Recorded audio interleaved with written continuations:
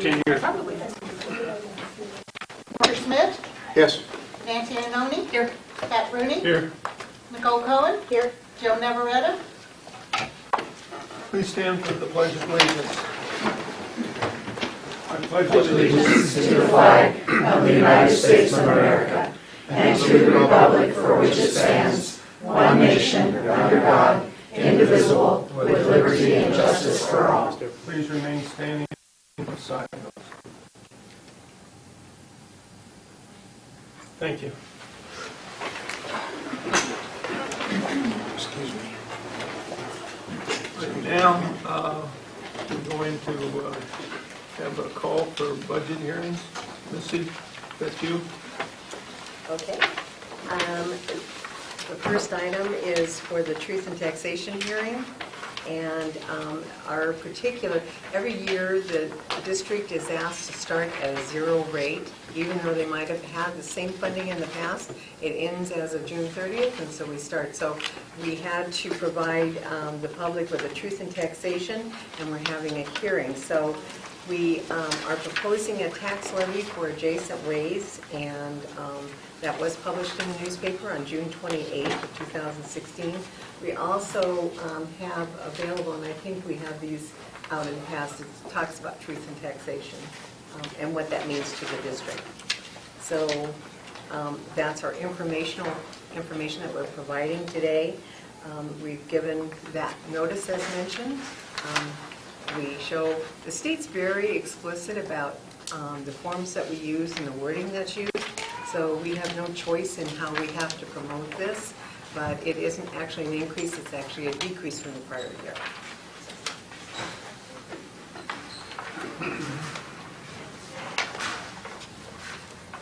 Is there room, do I ask for discussion here? I think it's just informational. Okay, just informational. Okay, and then the second item is the budget hearing? Correct. The district must adopt a budget no later than July 15, and I have to file that adopted budget with the Mojave County School Superintendent and the Superintendent of Public Instruction no later than July 18. The proposed budget summary was posted on the Arizona Department of Education website on June 27th. That was the same day that we had it proposed here for the public. An affidavit of this posting will be signed, must be filed with the Superintendent of Public Instruction within 30 days of the date of posting. The proposed and adopted budgets are kept on file at the district business office, also on our website, it's also on the state's website.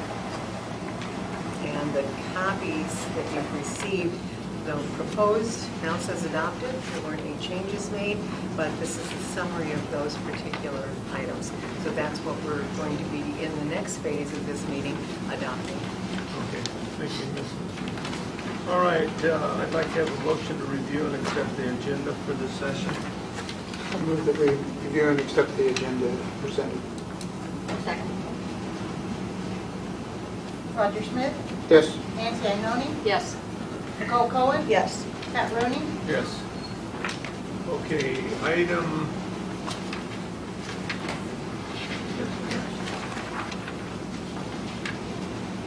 Item 3.1. That Okay. will be missing. This is for the adoption of the expenditure budget for 16-17. It's recommended that the governing board approve the adoption of the total budget for the fiscal year 16-17 in the amount of $44,082,105. A breakdown of that is on the next page or on the back side of this. It is per the governing board must adopt, and of course, as mentioned prior to this, send a copy of the adopted budget to the superintendent of the county as well as the state. It can't exceed through any revision, and of course, we did have the adjacent ways. The district has held the truth and taxation hearing on or before the adoption of the budget, and the notice of the hearing again was published in the newspaper on June 28th, and the hearing was held earlier in this week. Yep. Okay, can I have a motion on 3.1? I move that we approve action item 3.1 as presented. Second. Okay, any comments, questions? So, yeah, a few.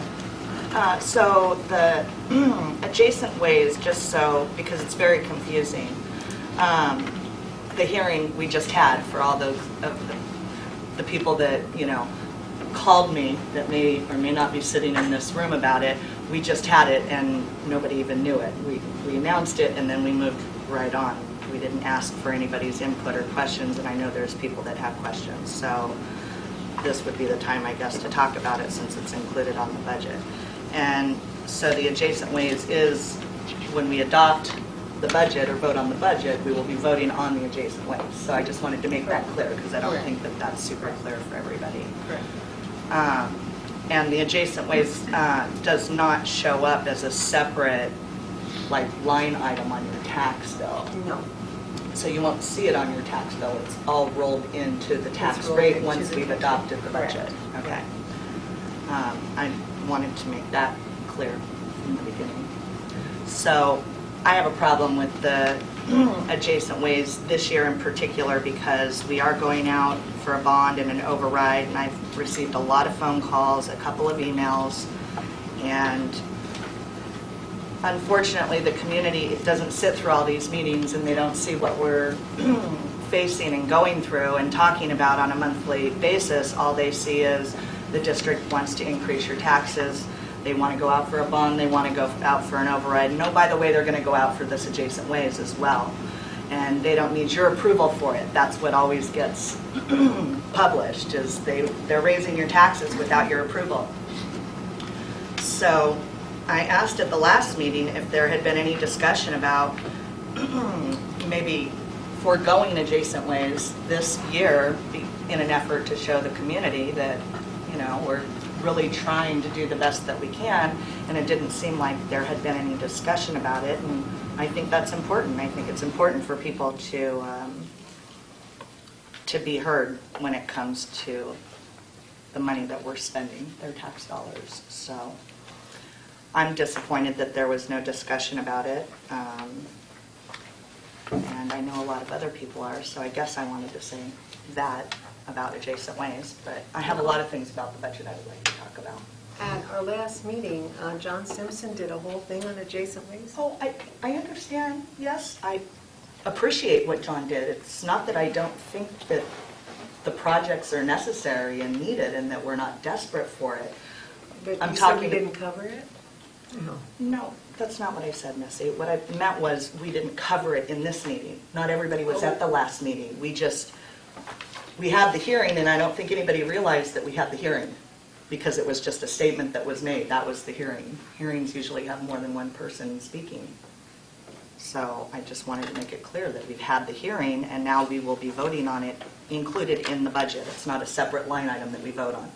Yay or nay on adjacent ways. It's in the budget. So I agree that it's completely necessary, the projects that are on that list, and I appreciate your presentation, John. I know you do hard work, and you were very articulate, and I have all those documents. I'm not discounting anything you said by any stretch. I don't want that to be misconstrued at all. I just want to add that the money they're going to $750, that's been cut in half from what we've gotten the last 2 years. Right. So it isn't really a tax increase. We're actually lowered it by half about what we're getting. And like you said, would we like to be able to do it? We're going on the chance we might get a budget, our bond passed. I've been, like I say, licking a prayer trying to get everything done. Like I say, the duct tape term comes from me. Right. And so I'm going to take any money anybody will get to me. That's all we're doing. So I understand. And like I said, I was trying to first show you guys that I'm diligent about what we do, how we do it, stuff like that. So my thing is, if we didn't go out for it this year, it wouldn't show up on the tax rate of this year, but then following years when everybody's going to get hit with the taxes, right, for the bond and for the override, right, if they pass. Right. So then we'd almost have to lose 2 years. If we didn't go this year, we'd tax it the following year, and I'd be 2 years behind. So that's just my side, trying to keep things that are supposed to be for everybody here at the district. So, I'll do whatever you guys tell me to do. I understand that, I do, and most people in this room understand that, but the public at large does not understand that. I They understand just that too, don't. because I'm part of the public, so I get it. The enlightened public, though. Any other comments? So, if I understand correctly, last year we had 1.5 million in adjacent ways. So you're actually cutting the amount of money that you're asking the public for this year. And I think that's a good point to make clear, especially with the media back here, Haley. right? That we're cutting tonight. By 50%. Right. Cutting it in half. Right. Because the projects are needed, and this is just a way to get part of that paving done that you need. Exactly. And like we showed last time, between the two, we needed $2 million worth of stuff. And with the adjacent ways, if I got it, it would only be $750,000. That puts us $1,250,000 in the hole already going into the next year. I mean, that's kind of how I have to look at it. Like I said last time, each year, incrementally, things get worse. They don't get better, things are going to get worse. Again, I have to look at it from a maintenance point of view and trying to upkeep. So if we passed the budget and did the $750,000 in adjacent ways, you'd be able to finish those projects. But my question is, what's the risk for the bond and the override that's coming? You know what I'm saying? What is the public going to see? And that's my big concern, and concerns that people have brought to me as well. That's what the public is hearing, is that we're always asking for more money. And so since the bond, it started right away on Facebook after we, decided to go out for the bond and the override. Right away it started, they just want more money, they just want more money. And, you start trying to communicate with people, and I understand why people are upset about, we're always wanting more money. Because it's not just the school district, it's everywhere. Everything is more. But I just wonder, in the political landscape, if it's worth it to go out for adjacent ways, even though it's necessary, desperately necessary. But what if we have trouble with our bond and override because we went after the 750? And what if we have trouble with the bond and override, and then we have no adjacent ways? I understand that. Then we can't do any of those. Well, I understand that. I totally. But It's not like I don't John's understand it. point is it needs to be addressed that we're not asking for more money, we're asking Right. for less money.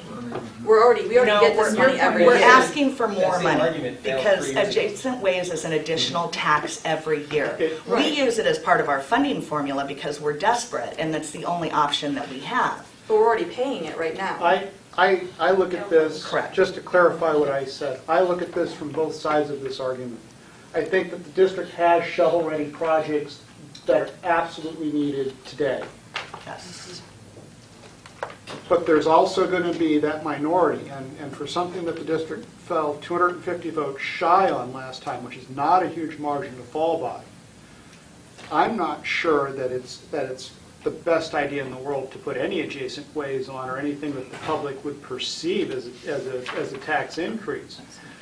Now, that said, I think the appropriate question goes back to John. If you push this off, how bad is that pavement and can you stretch it? That would be my question to him if I were sitting in your position. Because if he comes back and says he can't absolutely stretch it, you have no choice. You have to do it. But if he's got another couple of years in that pavement, you could probably get away with not putting the adjacent ways in at all, would be my guess. We don't have any years left. Yeah, I We've think got it's work that should literally be done years crumbling beneath. ago. I think our last trip and fall hazard was over $1 million. When somebody did a trip going across this stuff. So we weigh that against the 750, somebody's paying that bill. That's just one Right. case was $1 million. So, they look at me, why didn't you fix that? Sure. Like I said before, I got cracks that used to be every year, they would start at 1 inch, now they're 4 inches. So now we have to remove and replace concrete where we could seal it. So now we can't even seal some of the stuff, it has to be taken out and completely ground up and made into new. But again, I completely hear where you're coming from, how does it look, yeah. Hey, John, if we say no this year, my understanding of one of the risks is we get out of the repair mode and we have to do a replacement mode. And that's going to be a whole lot more expensive. Yes. Am I reading that? Every year I wait, it comes from repairs to replacement. Replacement is how much more expensive? Yeah, Well, it just gets worse every year. That's the case with every single thing. It's the lesser of the evils, if I could use that term. But not the same thing, that's how my department works. Every year something's getting worse and we patch it back together. Yeah. I'll keep doing the best we can do. No, I understand. Yeah, I got no heartburn with that. Yeah. All right, thanks. Yeah, but yeah, it's only gonna get worse, yeah.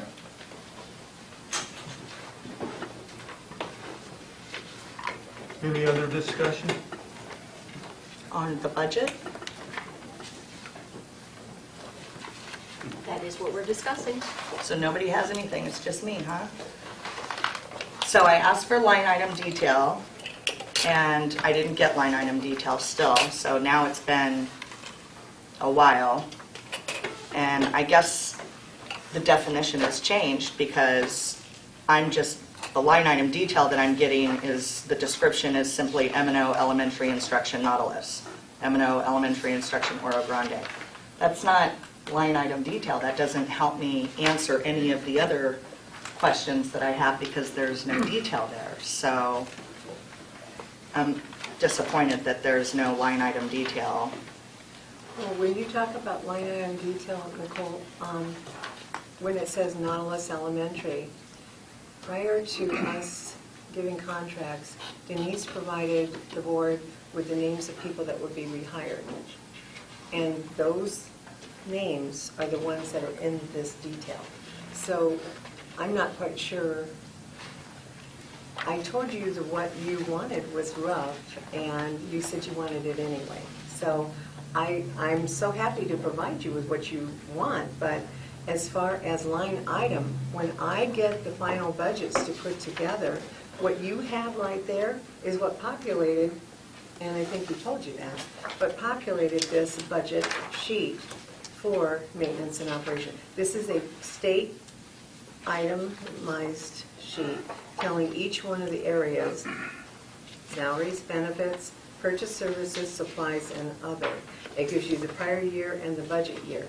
Now, as far as when you budget, we are setting up open purchase orders for John for, just name a few of the things that you get, like chemicals and things like that. I mean, when you want to see line item, we budget for, we look at, are we going to have any stipends this year?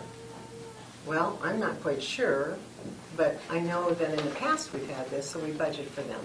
But I can't give you specifics at this time because this is historical value. Our utilities, are we going to pay exactly the same amount this year that we paid last year, depending on the heat and that type of thing? I can't say that, but we budget for it. And so our line item includes these, and that's why I gave you a breakdown of the dollar, so that you would have an idea of what's spent in each one of those areas. I don't, other than giving you every contract, and 84% is salary and benefits. I'm not quite sure, I don't know how to support what you're asking, or what to give you. On an accounting, like when I do my reconciliations at the end of the year for my business, I ask my accountant for the detail behind each category. So in the example of this, because this was part of the information we were given today on the proposed budget, and I'll have category 100, regular employees 1,000, instruction 2,000, support services. And so if this were my my P&L and my balance sheet, for example, for my business, each one of those categories I would add detail explaining exactly what created that final gross number, I guess is the best way to describe it. And so when I think about line item, I'm thinking from the accounting perspective of if I have item 630, 700, 800, 900 other, and that would have to be zero, but let's see, 2,600 operation maintenance of plant, 2,041,000. So if I have an accounting sheet of what that detail is behind category 2,600, wouldn't that give me how that number's made up? Well, 2,600 is your operations and maintenance. There are 50 employees. This next year it's 50 and a half employees. The salaries in those areas, now that's all of the individuals that work at the sites. It's all of John's individuals. It's landscaping. It's HVAC. It's your custodians. It's your FSPs and things like that. So that tells you that. The employee benefits, that includes your taxes, your ASRS, your insurance, and all of that type of thing. Then you've got purchase services. Well, in all of these cases, depending on what, I mean, you've seen, well, you've been here at a number of meetings, but like Pueblo, you know, when we bring that to it, that's a purchased service from someone else. Supplies are our utilities. Anything that's supplied to the district. These are, again, like I said, you don't have, I pretty much know the budget, but I mean, as far as giving you each one of the groups out there, you know, most of it, if you look at this, if you look at the 16 million down at the bottom, most of it's salaries. If you look at another 69, almost $7 million, that's benefits for those salaries. You don't have a lot of purchase services. A lot of that even comes from Aggie's group, purchasing OT, PT, speech, things like that that we don't have in-house. So those are the kind of things I think you're talking about, Marcia. Right. So my question is, if I'm looking at this proposed budget and I'm trying to identify the benefits for the employees, so there would be a line item for the taxes that we pay, the matching, like those kinds of things, and then the benefits for their health insurance and anything else that we do. What category, where is that in here that I would see that item? That's a culmination. Okay. So can that be broken down? Because it's a cost per employee per month, and it doesn't change based on the age or anything. It's a, you know, if it's employee, this is what it is. If it's a spouse, what it is.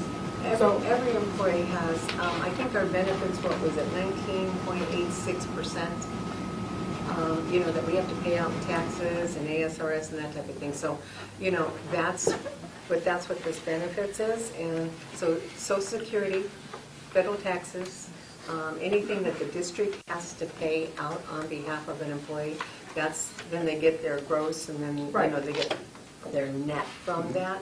So where is that number? Where is that breakdown? Did you get the spreadsheet I sent you? Is that what you're referring to? I am.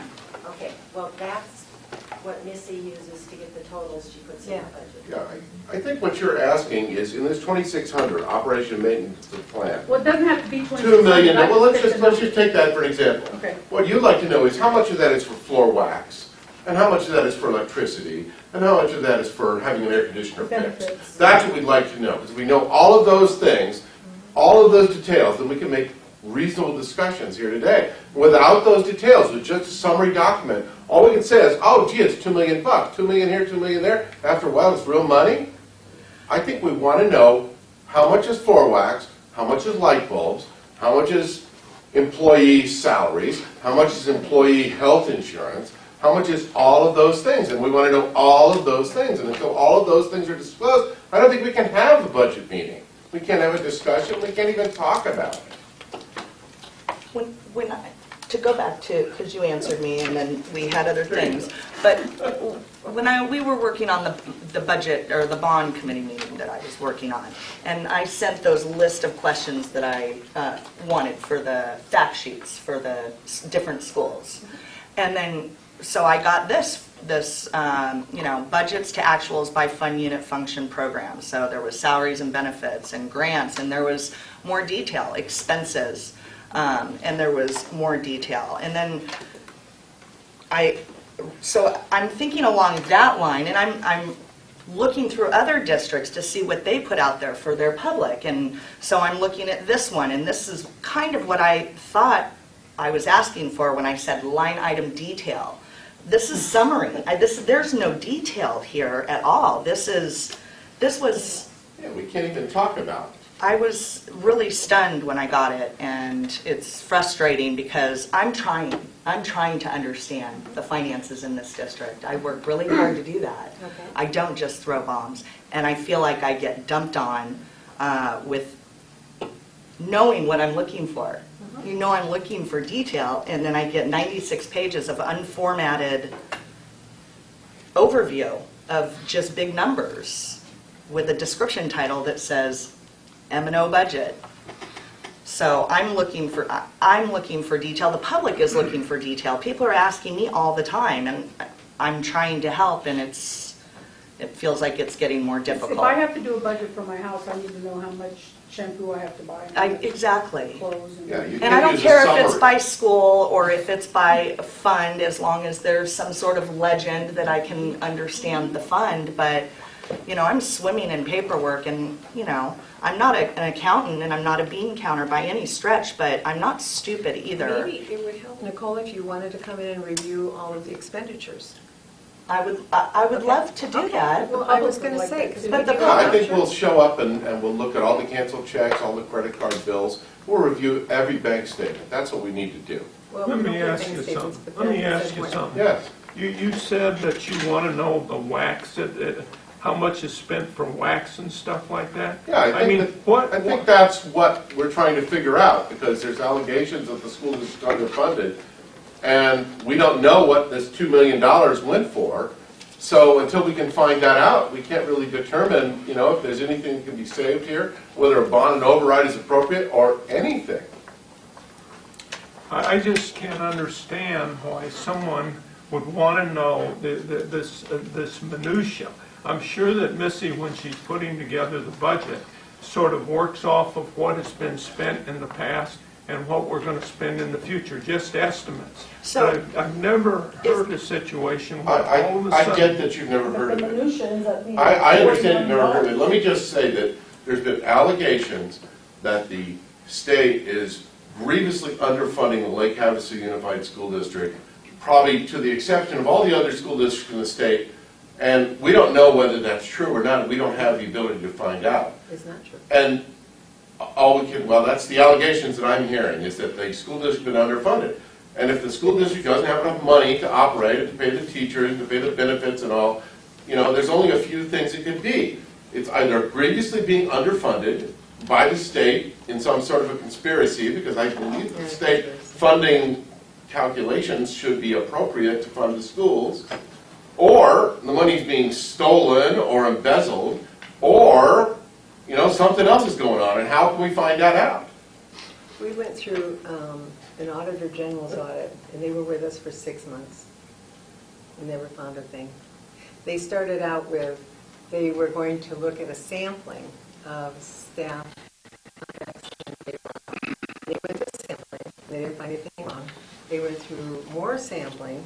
They finally went through every single one, and they made a copy of every single copy or payroll record. And when they were all done, the one gentleman came in and told me, "You will be happy to know you have no fictitious employees." And I said, "Yes, I'm very happy to know that." We get audited every single year. Our audits are sent off to the federal government, to the state government, and for our review. We always have some kind of findings because we're not perfect people. Well, yeah, I get what you're saying, but, you know, what you're saying is but- everything's fine, and we don't need to look at anything. And we make the corrections, and we always hope that our individuals have learned something from that. We do have a turnover, we have a learning curve, we understand that, and we're never trying to be hard on people. As far as the state underfunding, that is not something that is unique to Lake Havasu. It definitely is throughout the whole state, and I think if you check with any district, they're going to be able to explain that to you as well. As far as Lake Havasu, we have records of what we should have gotten, what we don't get, and so the underfunding is definitely happening. We have tried to live within the means that we've received. I think we've done an outstanding job. We have found ways, John and Shane, we have chillers. They're not even putting chillers in anymore because they cannot find the kind of staff that you have to have in order to manage them. An average chiller lives 18 years. We just replaced one that the state helped us fund because we didn't have the money. That was 32 years old. I would say we did a good job with that. The other piece to this is that this last year, the one we were in, we should have gotten $2.6 million in what I used to consider capital dollars. We started out with the budget, and they showed us how much they were going to take. We were going to get $404,000. They came back, they didn't save enough. In May, they cut us to $327,000, Who's they? the state. So I can honestly tell you that underfunding has been happening now since probably '07, '08. So probably for 8 years, and we've dealt with that. We went out for a bond to help us cover the capital needs, and we didn't get it. When you want to get into the line item, there is nothing we are spending that is not a necessity or any type of thing. And I understand you have a total mistrust of government, or especially this school district, and that's fine. You're entitled to your opinion. We have nothing to hide. As far as getting into the line item, it's like Pat said, we deal with this day to day to day. We have what we call vouchers. We put them together. It's every bill that we have, and it's put together, and we pay it. Now, I'm more than happy to give you any one of those that you can look through. I don't know what you guys are trying to find. I think the point, Missy, is that we're asking our city and everybody in this room to pass a bond and an override for over $44 million, and I am the first person to say that I think that you are overworked and that you have your heart in this. You've had it for 18, 20 years. I understand that. I think every person in this district and in the administrative office is doing everything they can to try and manage and pinch pennies and do all of those things. I get that, and I appreciate that so much. But when it comes to the public's need for information, and we're asking everybody in this room and everybody in Lake Havasu for more money, for more taxes, the first thing that we are taught in Economics 101 is you have to have a budget, you have to know what it is. And if we only have the gross numbers, the summaries, there's no way for me to say, okay, I'm looking at this, and what about this item that's a subsection of that? And it may sound like it's a lot of minutia or a lot of information, but I think it's what is being demanded from the public of, if you really think you need $40 million, you better prove to me, based on your budget and based on what you're spending your money on now, what you're spending it on. My hope is that when all of this information is out there and put on the website, whatever, then people are going to come back and go, well, that makes perfect sense. Okay, I'm good with that. So it's not to question that the vouchers aren't right or anything like that. It's that those are the questions that we keep getting asked is, why is there, $13,000 for this, or $1 million for that, or $2 million for that, and we don't know what it's for? And, if it's for maintenance and operation, we have 32-year-old children. That makes perfect sense to me. My husband was in air conditioning and refrigeration and welding. I know how old his equipment was. And we had to budget to buy new stuff. But it was a line item. We knew exactly what we had to take away from to buy a new welding machine. So I think that's what we're asking. And I keep going to other districts, only in Arizona, so I'm on the right track. And I have example after example of what they're putting out, and it's nothing like what we put out. And this is what I'm looking for. So I printed one because I figured you would say you don't understand what I'm looking for, but that's kind of what I'm looking for. And it's just to make it easily digestible, the budget, not just the summary numbers. I worked for the Defense Department most of my career. I started at 17 and I retired at a little over 80. And if you wanted to look at a line item, it'd say, line item 10,463, F-15 tires. And it would list Goodyear and Firestone and how much they cost. And are we buying from the right people? Are we getting a discount? And this is the government doing this, the DOD. And that's what you want to see. Yeah. That's what our the county population budget wants is to see. 2,300 And we're not going to pages pass a long. bond that has all this garbage in it. I would promote a bond if it just gave raises to teachers. They teach one class, they get a raise. And nothing else is on that. There's no sewers, there's no buses, there's no gasoline for the buses or diesel. There's nothing on it, no paper, no pencils, nothing but raises for teachers. I could sell that. And I belong to some conservative organizations. I could sell it for you. But if you put a bond that has all this other garbage in it, I couldn't sell it if I paid them to vote on it. They are actually separate. The override will get to you. The override is just for Bonds. teacher I salaries. understand. Okay. But if you read it carefully, there's a little more in that than just the teachers themselves. The last line, I have that highlighted for that action item. Well, we there's do more to this have- too, there's more staff than there is teachers. We have a lot of staff people, we're people too. So everybody keeps talking about the teachers, and I appreciate them, but they gotta appreciate us also. But the We're all public, working hard here. the public relations is dwelling on teachers throughout the whole state. And we're compared to all the other teachers in the state, we're compared to the teachers in California, the teachers in Nevada. And so if you could put an override just for the teachers, I could sell it. But if you add anything else on it, I can't sell it. Can I change a word for you in that? Educator. Because everybody who interacts with a child in our district is an educator. Do you agree with that? No. No. I just want the ones that teach a class. I'll give them a raise. I'm not going to give anybody else a raise. What about the ones that help you teach the class? I can come down and volunteer and help them. I speak at the high school. Teacher aides in special needs I classes. spent a whole day with a teacher's aide. Teacher aides in special needs classes. Would you agree that they're educators? Maybe. I don't know how strongly I would agree, but I might agree with that. But our I'll aides take are you to my daughter's educators. special needs. But I'm class. looking for something I can sell. I can't sell anything that How much does it raises- cost to hire an aide for a special needs class? Our aides are very low paid, especially for our special needs. They can't even pay their bills with what they make. They make $8 an hour.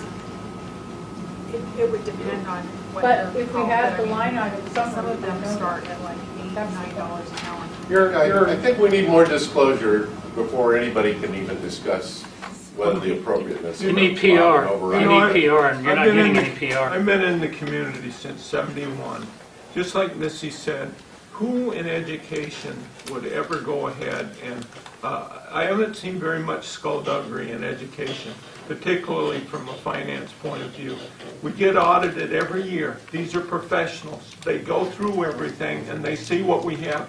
You even said that, why are we so unique? Because are we the only ones that aren't getting funding? If you've been reading the newspaper, the state newspaper, the Arizona Republic, or any article, it's happening to all the school districts in the state of Arizona.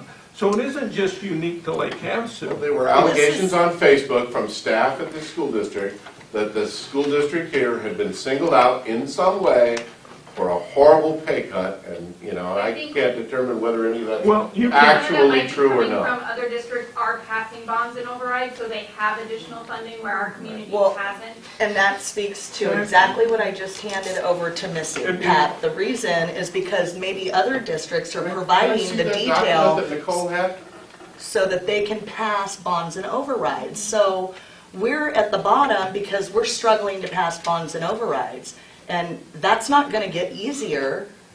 We can't just be Well, resistant. A lot of districts have difficulty passing bonds and overrides. Just look at what's happening in the Phoenix area, because everyone wants things on the cheap.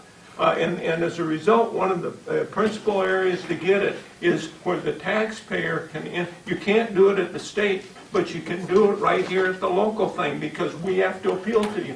Why are we going for bonds and overrides? Because over the years, the state hasn't done that. And so the local district, what they've done is the politicians have pushed that all down to the local. If you guys want it, you got to pay for it. I mean, do I like that? No. But Arizona is not up in the top 10, not in the top 20, not in the top 30, or the top 40 as far as funding education. And so what's happened is they push this down to the local areas, and they say, hey, you guys, if you want to do it, you pass it. I understand about the taxes and stuff like this, but in the time that I've been in the community, since 1971, this district has made a dollar scream. We postponed things. I can remember being in the district, and the roofs were leaking. We're running into a problem at the high school right now, Missy, isn't it, on some of the air conditioning? The air conditioning. And what's that going to run? Well, $1 million. Yeah, the state brought in, and we're really appreciative of that, two semis with air conditioning units on it so that we can run the school. But they have to build the new chillers in order to get them in here. We don't even have the final approval for that. The SFE is going to spend $250,000 to do a study in an engineering, architectural type thing. And then after that's decided, and it's pretty much a foregone conclusion, they know. But those chillers were from 1992. Okay. And that's gonna cost money. And it just, Are you saying you have a $250,000 study that has to be done? The state will be doing one, isn't that what you Well, said? it's not a study, it's costing us $252,000 just to hook up the temporary units to keep the high school open. Is that for the work or is that for believe patients? 2,600 or 2,300. Is that for work? That's not for studies? No. Plus a study designed. It's to rent the chillers and hook them up and make them all so we can keep the school going while they're building the new ones. There's another $700,000 left. And a number of years ago, the situation in schools all through the state got so bad that the state leaders decided they were going to develop the school facilities board. Is that right? Yep. And so as a result, what was going to happen, these people would come in and look at the schools and they would allocate money. You know, when I first saw that, I said, this is not going to last. And it didn't last. And so eventually the state pulled out of that. So we're back to what we're doing again today, taking care of facilities. And I mean, it just gets frustrating. And you know, before I ever ran for the school board and I was an administrator, I said, why doesn't the school board just have a preventive maintenance program? Missy can probably remember that. That sounds perfect. That makes sense. Everyone should have preventive maintenance, just like on your car or your house, after so many years. But you know what? If you don't get the money, what's happening is you're robbing Peter to pay Paul, and you're moving money around, and it doesn't get any better. It just piles up. And that's what the district over the years has been running into. So, you know, I don't, you know, that's just the way I feel. You know, you have the professionals come in and do an audit. So evidently, they feel that Missy and the district has been truthful, that they're not skimming money or doing anything like that, that they're trying to make it the dollar screen. And in the years I've been here, the district has done a real good job of that. And now what's happening is you can't, you're not providing salaries. I'll give you an example. I don't think he'll mind.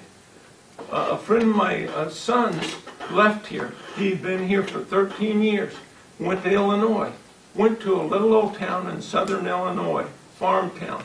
They're attracting people are going in there because of the quality of school. He got a raise. Why did he leave Lake Havasu? For a $16,000 raise. So if you don't think we got a problem, you're naive. And the key in education is who you get up in front of the classroom.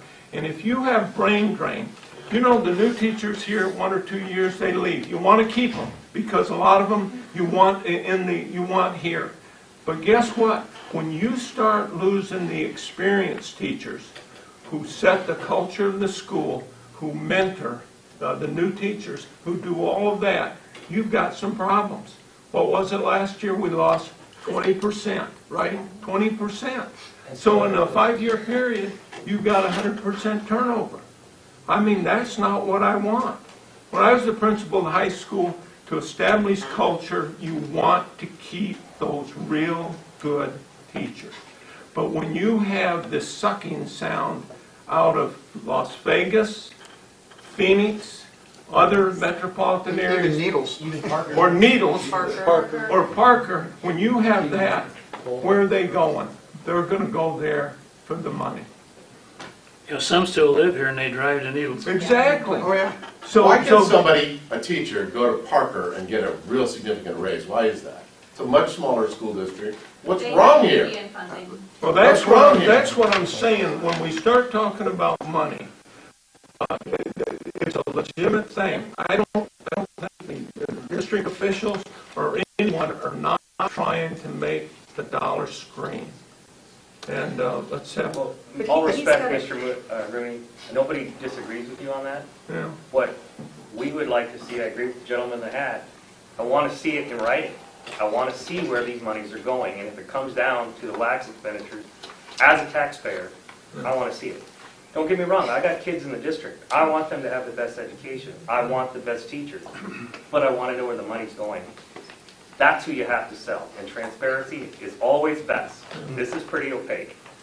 One of the things to know about Well- Parker is that they have an Indian reservation around, Yeah, and I've they heard get that. Indian impact aid. Yeah, yeah. In addition to what they get from All the right. state. Okay. So How about Tucson? Tucson's got they a have- lot more than we have, Right. apparently. Their salary, teacher salary schedule is a little higher, not a lot. Yeah, Scottsdale's quite a bit higher. yeah.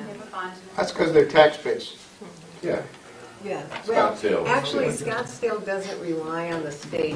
Their tax base basically covers their whole amount. Yeah. We don't It's get all the high the risk full amount. district, I get it.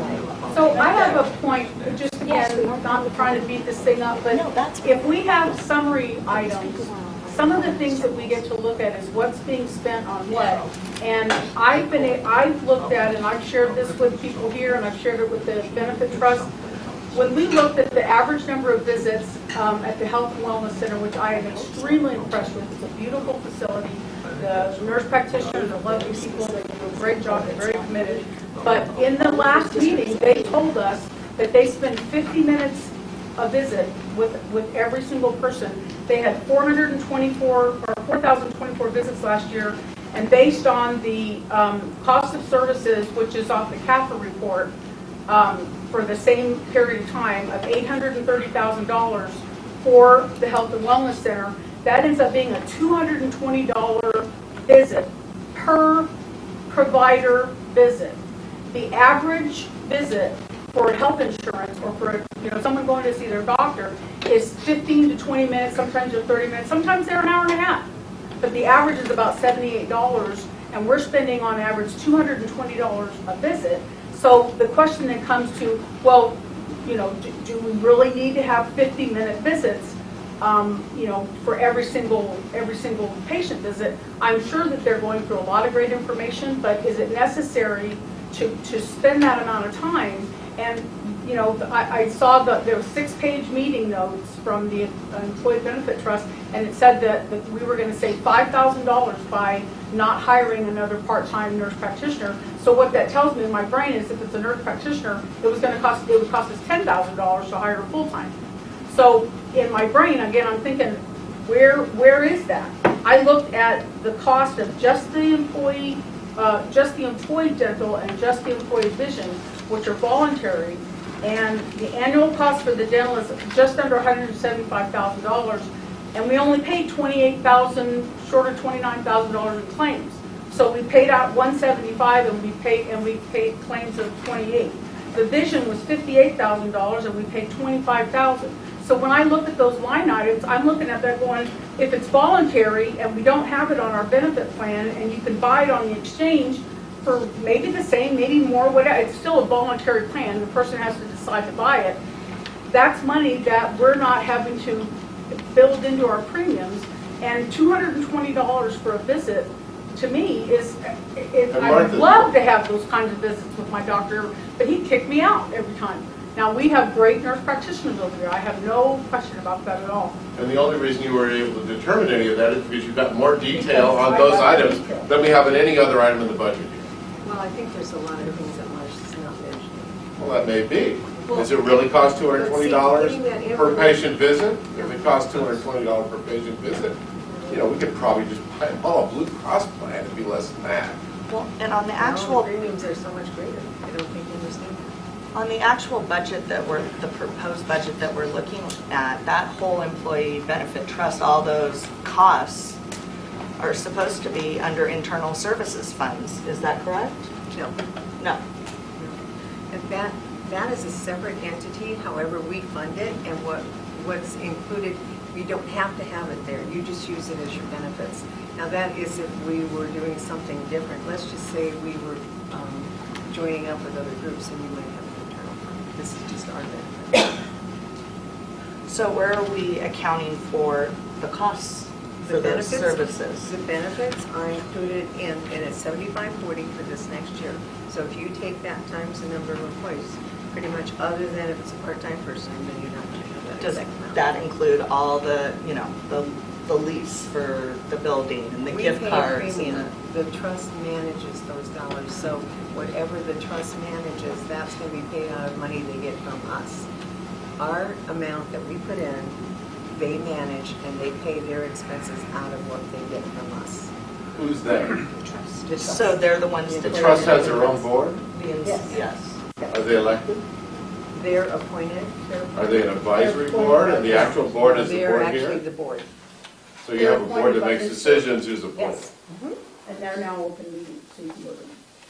All right, let's call the question. And Missy, is there any way of, since this has come up, is there any way of supplying, I don't know, is it realistic to supply all this information to like the newspaper or someone, or, you know what I mean?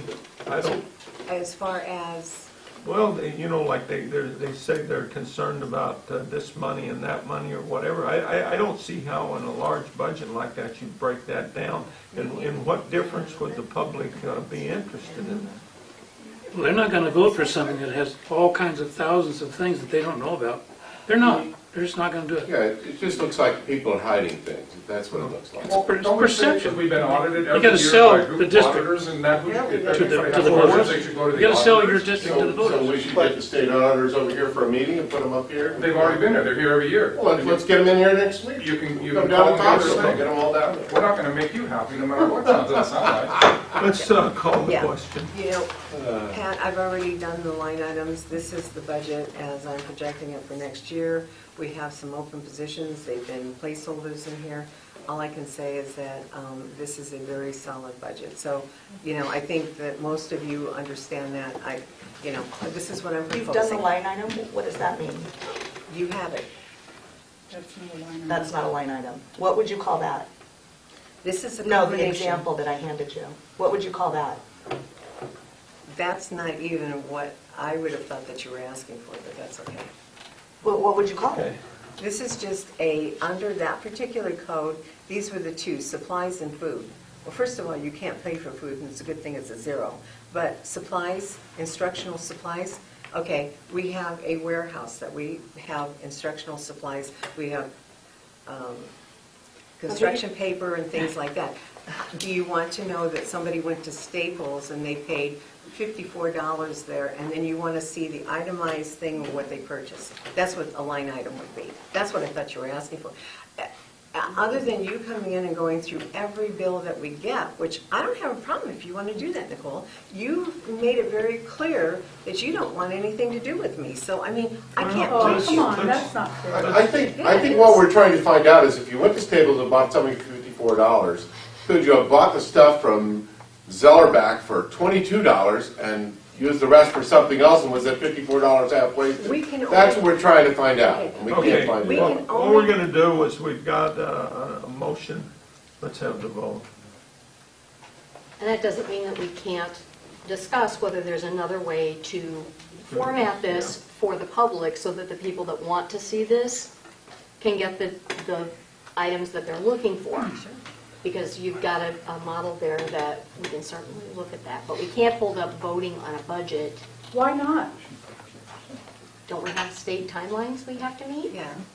It's all got to be over with on the 15th.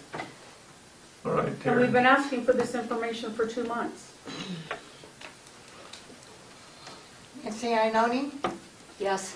Roger Smith, Yes. Nicole Cohen, No. Pat Rooney. Yes. All right, 3.2, Missy. Okay, 3.2, the approval of expenditure of insurance proceeds. Recommended the governing board approve the expenditures of insurance proceeds during the fiscal year 2016-17. According to ARS 151103, this action is required to expend insurance proceeds which the district may receive in connection with any insurance recoveries. At this time, we do not know what those losses or recoveries may be. However, this action prepares the district for the event that that might occur. So in other words, if we had a car accident, a bus accident, or something else, it would allow us to take those insurance proceeds to fix the bus. That's what you're doing. That's a housekeeping thing we do every year. I move that we approve action item 3.2 as presented. Second. So during last year's budget, we received, you said, approximately $30,000 for the 2014-15 proceeds.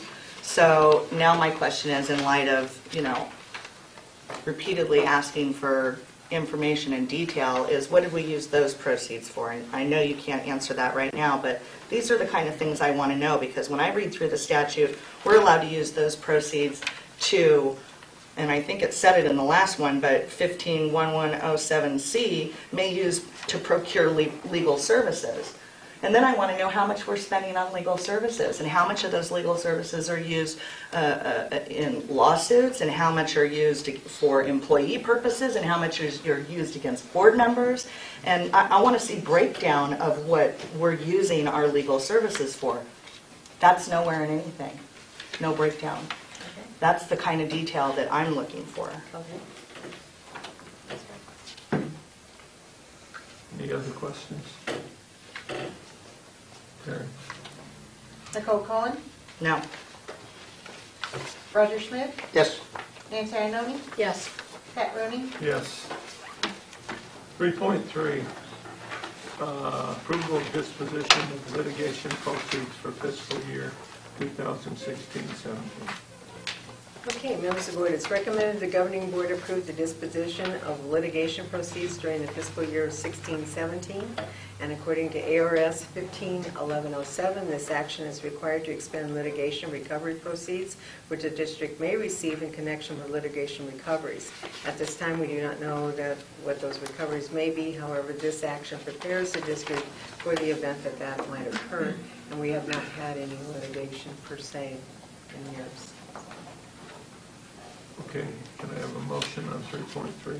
I move that the board approve action item 3.3 is presented. Second. Any questions? I'd like the detail for this as well. Last year, you said 14-15 was approximately 2,000, but I'd like to know what we spent the 2,000 on and what 15. That's what we budgeted, was 2,000. That's what we budgeted Okay. again this year. But that's a placeholder, but we didn't receive any funds in, and we didn't have any litigations last year. Okay. So, All right, Terry? Roger Smith, Yes. Nancy Iannone, Yes. Nicole Cohen, Yes. Pat Rooney, Yes. Okay, 3.4, approval to request funding from the Arizona School Facilities Board to repair cooling tower pipe and valves at Lake Havasu High School. Okay, Mr. President and Governing Board, it is recommended that the Governing Board approve pipe and valve repairs at Lake Havasu High School at an amount not to exceed $116,755.54. Pipe and valve repairs at Lake High School have been approved by the Arizona School Facilities Board. The bid was awarded to Pueblo Mechanical through Mojave Contract 14G PMAC 2-0903 at a total of the $116,755.54. That paperwork is provided to you. And although the district will issue a purchase order to cover this, all costs will be reimbursed to the SFB in the fiscal year 2016-17. The purchase order will be referenced to the Fund 691, which is the funding code for SFB projects. okay, can I have a motion on 3.4? I make a motion, we approve 3.4 as presented. Second. Okay, John, on that $116,755.54, that award to Pueblo Mechanical, is that, does the school facilities board, do they select these people to do Yes. this? Since they're supplying the money? Yes. They're- Yeah, we go out and we get the bids, and then they Right. take the bid, the person they want to use. Okay, so, And that includes we have to have engineered and drawn up, and then they have to, at the end, they send out, School Facilities Board sends out their own person to inspect the project and make sure it's done to their specifications. okay. And so this 116,000 plus, this is not taking into account the chillers or anything? No, this is a complete other piping repair we need done prior to that. And are those going to get covered by the school facilities board, or? The chillers? Yeah. Yes. Oh, Yeah, good. well, when we went down and they gave us money last week, we asked for the 252 that gets us brought up. They have to be engineered. They have to take our chiller system, as you know, at the high school, and have to put pipes into there. And we'll have two 55-foot trucks brought in that have each, like Shane said, 300-ton chillers on each one, so that's 600 tons of air conditioning, and that all has to be piped into our original system to keep that going. And so they're going to pay for the temporary unit, right? Yes. And what is it going to cost? For 6 months. What is it going to cost to get the other stuff done? We believe in the 700,000 plus range. Okay. And they know that's coming. They said, we expect you to be back here in a month or two after it's engineered to ask for another 700,000. Keep begging. They wouldn't have, in my opinion, they wouldn't have approved the 250 if they weren't going to give us a 7. Good. They would have told us that. Good. But that is completely different than this. Now, this is another piping project that we found that they've been up and checked that has to do with just more of our chiller system. Because, like I say, even if we spend $1 million on new chillers, that only covers part of this. It's like getting like a new air conditioning car. The whole system's probably $10 million. So we're going to get $1 million worth of new parts. It's still $9 million more worth of parts in there that could go out today. Okay. Thank you. That doesn't, I don't want anybody to think for $1 million we're getting a whole new air conditioning system. We're not. We're just repairing what's broken. Okay, Terry. Nancy Iannone, Yes. Nicole Cohen, Yes. Roger Smith, Yes. Pat Rooney, Yes. Okay.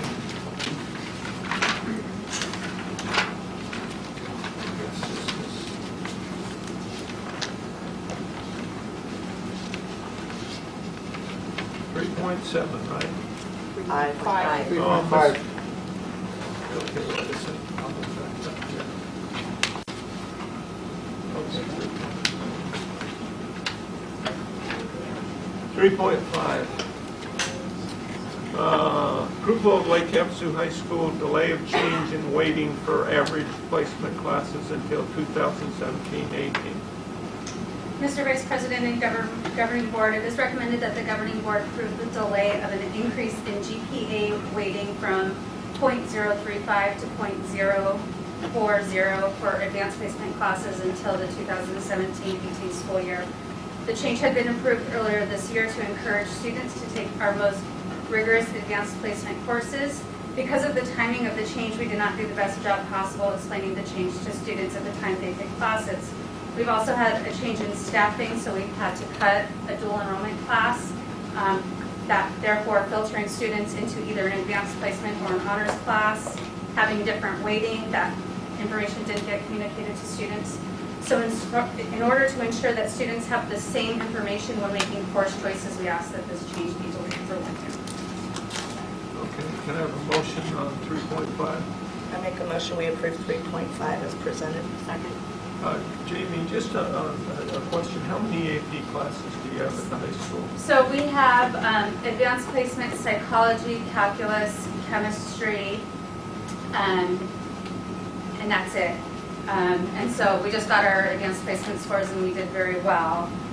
We no longer are offering full enrollment biology, and so our students can either take honors physics or advanced placement chemistry. And so we didn't think that it was fair that since the students didn't know the weighting would be different, that some would get .035 and some would get .034. So we want to make sure it's So at the end of the year, if those kids get a 3 or better on a 5-point scale, then a lot of universities count that as a credit, don't they? typically it's if they get a 4 or 5 or better, but Okay. really what we're looking at is the universities are just looking that they're taking the advanced placement courses. We're really seeing, and we've talked a lot about this, the advanced placement courses are the most rigorous courses. Our dual enrollment courses are community college courses. And so we'd really like to encourage more students to take advanced placement courses, and we'd like to be able to offer more advanced placement courses. And so we thought this weighting change was an encouragement for students to enroll in advanced placement versus dual enrollment or honors. Okay. Okay. Terry? Nicole Cohen, Yes. Nancy Iannone, Yes. Roger Smith, Yes. Pat Rooney. Yes. Thank you. Thank you.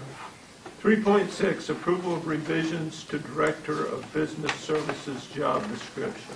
Denise? Mr. Vice President and members of the board, it is recommended that the governing board approve the revision to the Director of Business Services job description. It is important that job descriptions are reviewed and updated frequently in order to set the expectations for the position and provide insight into the position's top responsibilities and the skills needed for success. Okay, can I have a motion on 3.6? I move that the board approve action item 3.6 as presented. Second. Okay, any comments, questions? Yeah, I have some questions. Okay. Missy, in the last 3+ years, we've always talked about you being in the finance business. in our education requirements here, we don't talk to finance at all. So I want to find out, because I don't perceive that you're a bean counter. No. You have a bean counter that works for you. No. So I have a lot of extra people, so. this ought, to me, and this ought to have in here, among whatever's here, I don't care what's here, but it ought to also carry a master's degree in finance with all the appropriate experience. You know, when you talk about a master's degree, a lot of times, a lot of districts will go with a CPA or other type of credentials. And I can honestly tell you that I worked with a number in the state. And I'll give you a perfect example. When we had our bonds, we were asked each year to talk to either Moody's or Standard & Poor's as far as our rating. Now, the rating is important because that's what controls the cost out to the public. Our taxpayers will pay a lower amount with a higher rate on a bond than if it's lower.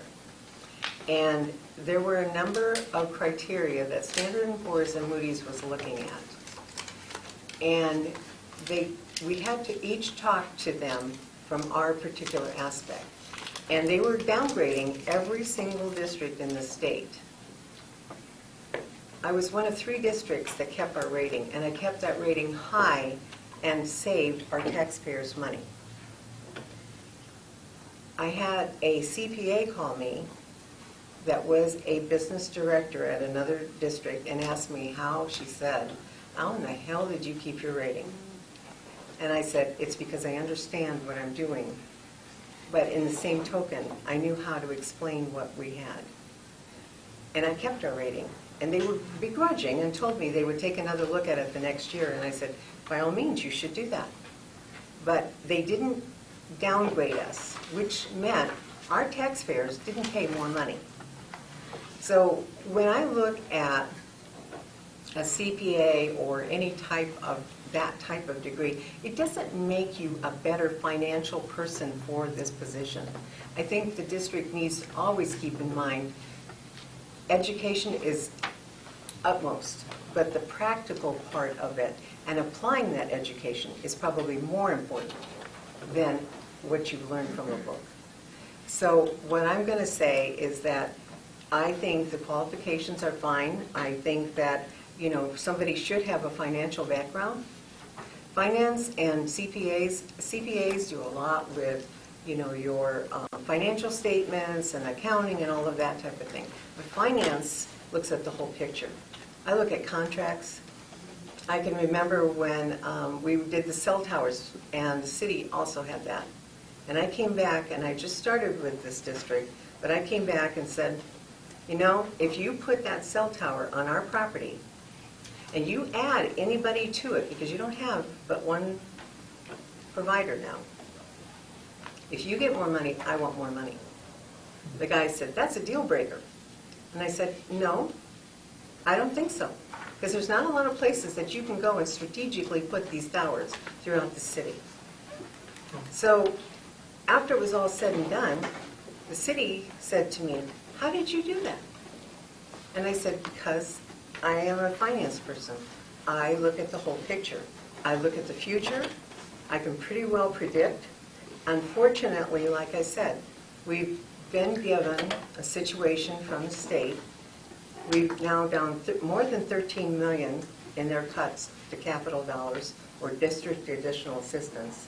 And we're $7.7 million down from the M&O. So that's not unique to this district. Some districts do get more money through Indian Impact Aid, or if they have a base, you know, like some kind of military base close, they get money from that. We don't have those. I mean, we do have reservations around this, but we don't actually get that. So what I would say is that you have to understand, I know that when I came on and we had bonds for our district, and it was started way back in 1986. You guys might, some of you might remember that interest rates were a whole lot higher way back when. one of the first things I did was redeem those bonds and sell them at a lesser rate. I saved the taxpayers in this community over $1 million. So I can honestly tell you that I feel very comfortable with my financial background. Some people here have worked with me in the past, and they know that I'm a pretty detailed person. And I don't think that too many of them would question my ability to do the job. When you're looking at this job description, it's good.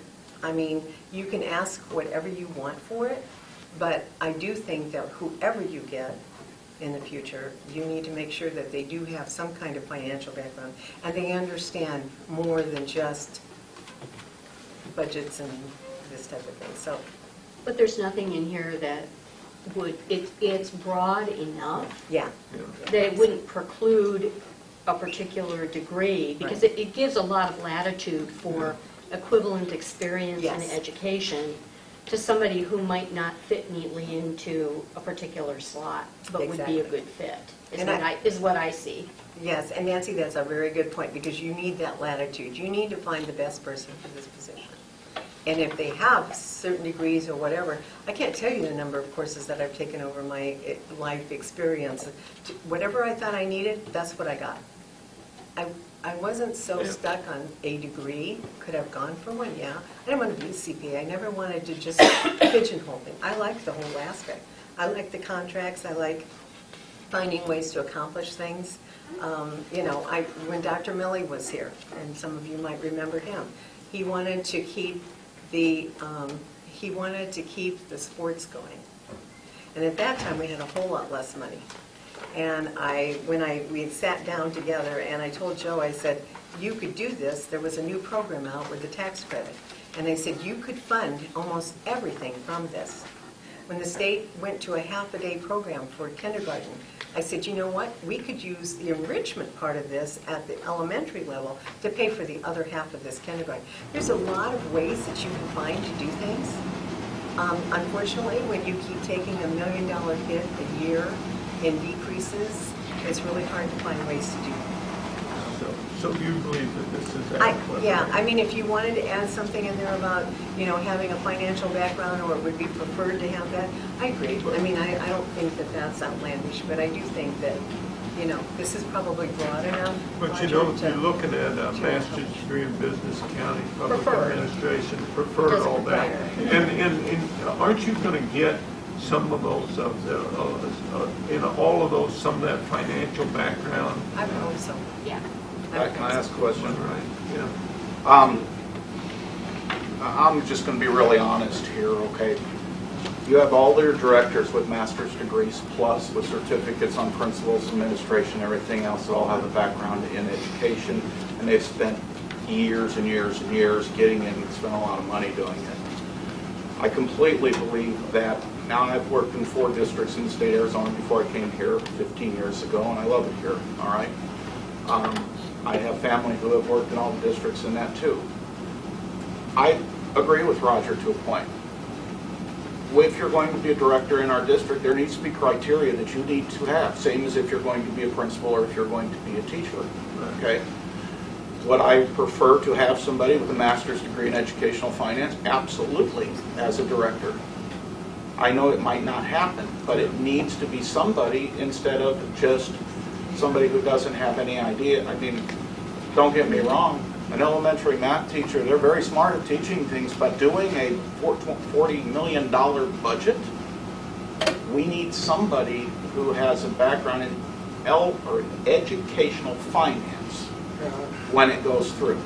And I think that it needs to be a priority that we find somebody with that experience that has the credentials to do it, to sit as one of the directors or a superintendent.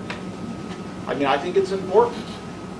Well, I guess what I'm saying is if you narrow it so much, we can always say, look, this person's got a good background, we're going to hire them. But if you say that they've got to have a degree in educational finance, you may not find that person, and still at the same time, you have to fill the position. What I'm saying is when the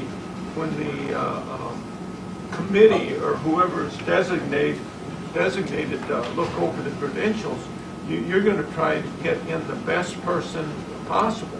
So if the person shows up with that, that's good, but if all of a sudden you make that contingent on that degree, I don't know if we've ever had a person, well, you don't have any background in educational finance, do you, Missy, other than the stuff you've learned along the way, right? Well, I had a background in finance, Okay. but I didn't have the I didn't have the government part of it. Okay. And that was a stretch, I have to admit. Okay. I mean, the government accounting is a lot different. It Yeah. wasn't difficult for me to acquire, and I took a lot of classes to make sure I understood all of those things.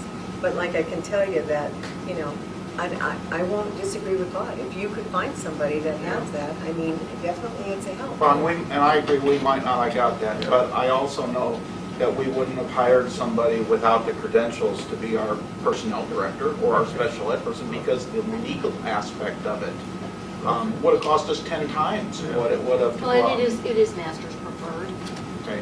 not required. Well, and I can certainly add, along with business, accounting, or public Finance. administration, I could add public school finance Okay. in that string of items. Do we have to That's have, acceptable with me. do we have to have We're voting on it. a motion to amend it, or is this, Oh, if you're going to amend it, yeah. so, I move that we amend the education requirements to include some kind of finance, preferably educational finance. okay. All right, Terry? I need a second. Oh, second. No, well, we had an original motion, right? So we're okay here? Yes, All right, The same person amended it. yes, we amended it, and we're going to vote on the amended. okay. Okay, Roger Smith, Yes? Nancy Iannone, Yes. Nicole Bowen, Yes. Pat Rooney. Yes. All right. 3.7. We got to finish the original one now. Oh, No. No. Oh, You're done. it just, it's all goes, okay. Yes, thank you, sir. this is a test. 3.7, to consider, discuss, and amend if desired and if deemed advisable to adopt a resolution approving the governing board's argument in support of the special maintenance and operation budget override election. Denise? Mr. Vice President and members of the board, it is recommended that the governing board of Lake Havasu Unified School District Number 1 of Mojave County, Arizona, adopt a resolution approving the governing board's argument in support of the special maintenance and operation budget override election. Pursuant to ARS 38-431.02, the district shall post a statement on its website stating where all public notices of its meetings will be posted, including the physical and electronic locations, and give additional public notice as is reasonable and practicable as to all meetings. In addition to ensuring that the agenda was on file in the district office and posted at least 24 hours prior to the meeting in the usual places of posting district notices, the district shall also post all public meeting notices on its website and give additional public notice as is reasonable and practicable as to all meetings. Okay, can I have a motion on 3.7? I move that we approve action item 3.7 as presented. Second. Okay, any comments, questions, suggestions? Yeah, the actual verbiage of the exhibit that we would be putting in the paper, I don't want essential academic programs there. I want this just about salaries and benefits for employees of our district. That's what I thought we were going for. So when I see academic programs, now we're veering down another lane that we didn't discuss. Well, and when I talked with Joe and Pat, who worked on this, their thought process was, for instance, keeping full-day kindergarten intact because the state only pays for half-day, if we were to be able to add more music, art, and PE teachers. So that's where she was getting the academic programs. But we can take it out. I mean, Or is there different verbiage? Well, Because those are things we've always said that we wanted to restore if we could. well, the academic programs of music, art, and Full-day kindergarten. full-day kindergarten, that would be better if we spelled it out because that is teachers. The purpose would be salaries and benefits for teachers for those programs. but just to say essential academic programs. As a member of that bond and override committee, that citizens committee that's doing this, putting this together for the district, I'm going to agree with Nicole on this point. When you start talking about, the specials teachers, when you start talking about sports fees, when you start talking about nurses, all of those were salary moves that the district made to free up money elsewhere in the salary realm of things. And so the word salary, I think, is descriptive in this case. And if we were to keep any of that verbiage in, I would be a whole lot more comfortable with using a word like restoring. So are you saying, John, that you think that the improved salaries doesn't really encompass restoration? So what kind of verbiage? You're restoring a program by adding salary back in that you've removed because of budget shortfalls. So in essence, you could go either way with that verbiage would be my thought process. So restoration of, Academic programs, is that what you're saying, John? could you say restoration of full-day kindergarten and? Right, I think we need to Well, we have full-day kindergarten now. Restoration of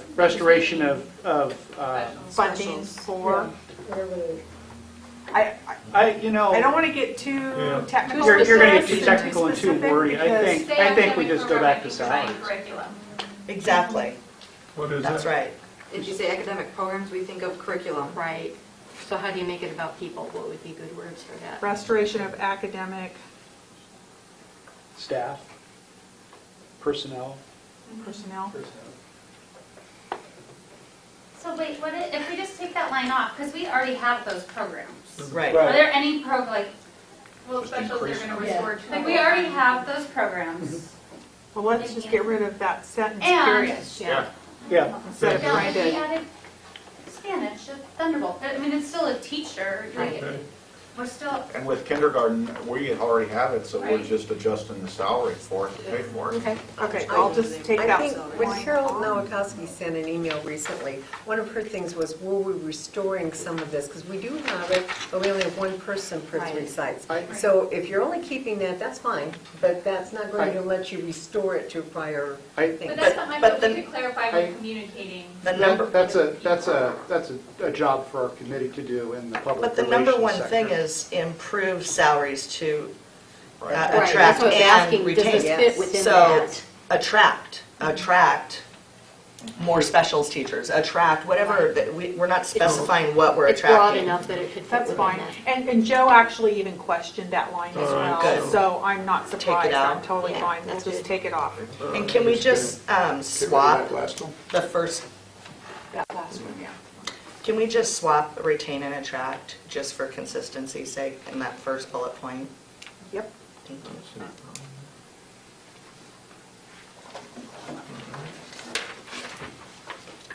Okay. Oh, Do we have to amend that, Terry? or- Okay. Make a motion. Can I get a motion to amend Well, he made 3.7? the motion, so you As can just corrected. amend it. Okay. Are you okay with amending your motion to say that? To remove the third bullet point yeah, I'm okay with it. in reverse, retain and attract? Yeah. Do you want me to make it? Please. You made the original. You made the original. I did? Yeah. Makes it easy. You just need to amend your motion. Well, I missed out on something there. Anyway, all right, I have moved that we amend Exhibit A, delete essential academic programs, and we put retain where attract is and attract where retain is. Second. Terry? Oh, any comments or questions? Okay, Terry. Nancy Iannone? Yes. Roger Smith? Yes. Nicole Cohen? Yes. Pat Rooney? Yes. All right. No announcements? No. There is one. There will be no regular monthly board meeting on July 19th, 2016. So if you show up here and there's no meeting, you can listen to me. Okay, can I have a motion to adjourn? I move that we adjourn. Second. Nancy Iannone? Yes. Nicole Cohen? Yes. Roger Smith? Yes. Pat Rooney? Yes. Thank you very much.